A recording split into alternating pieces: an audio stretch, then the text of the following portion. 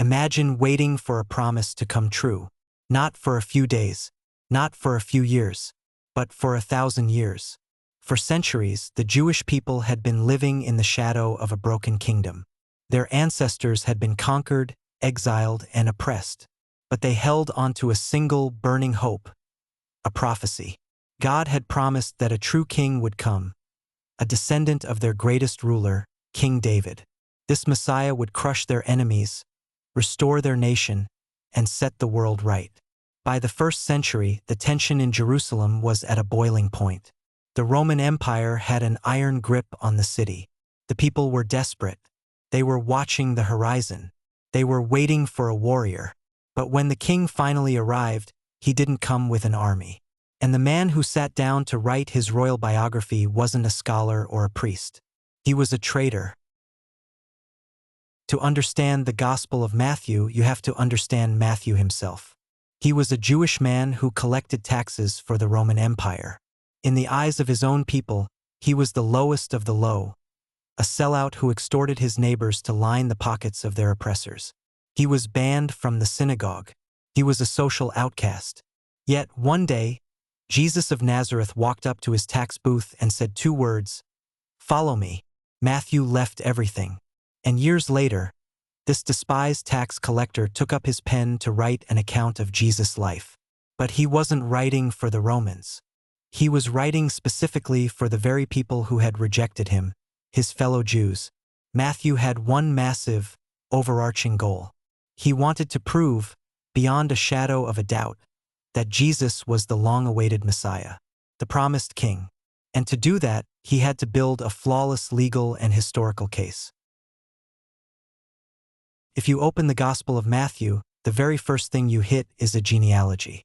A long, seemingly dry list of names. Abraham was the father of Isaac, and Isaac the father of Jacob. To a modern reader, it feels like reading a phone book. But to a 1st century Jew, this was a mic drop. Matthew is laying out his legal evidence. He traces Jesus' bloodline straight back to Abraham, the father of the Jewish nation, and to King David, the ultimate monarch. But Matthew does something brilliant.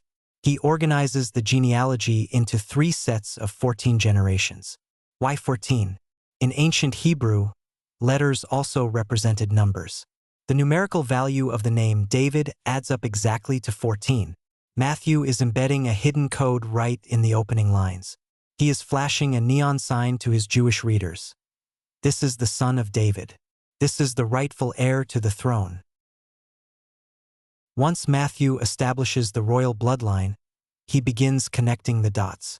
Throughout his gospel, Matthew uses a specific phrase over and over again. This took place to fulfill what the Lord had spoken through the prophet. He uses it when Jesus is born in Bethlehem. He uses it when Jesus flees to Egypt. He uses it when Jesus heals the sick, and when he rides into Jerusalem on a donkey.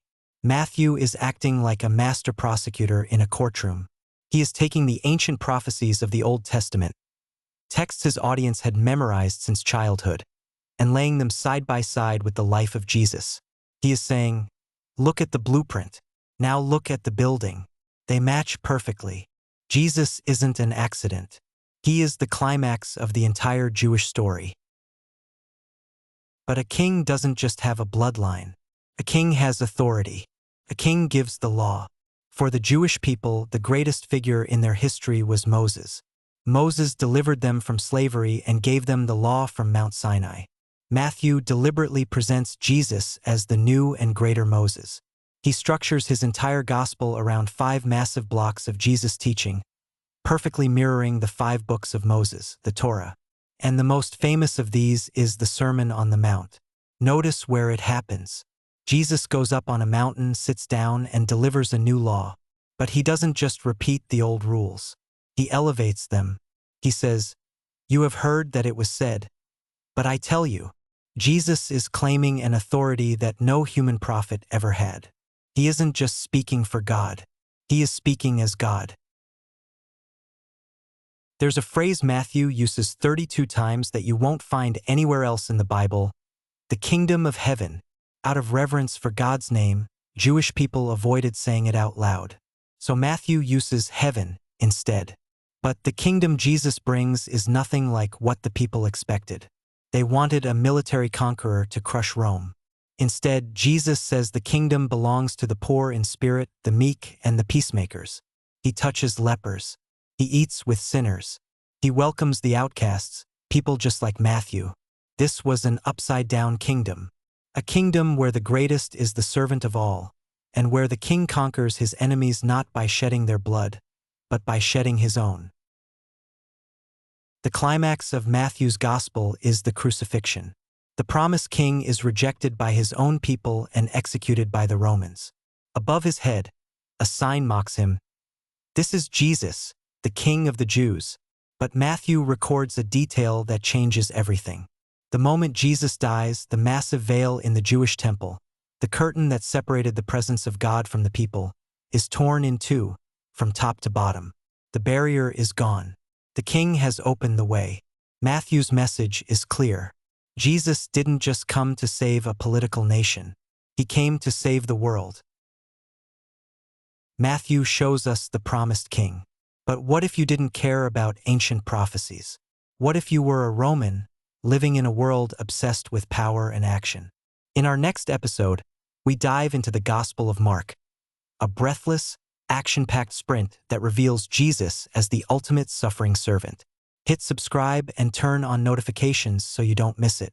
And let me know in the comments, what is your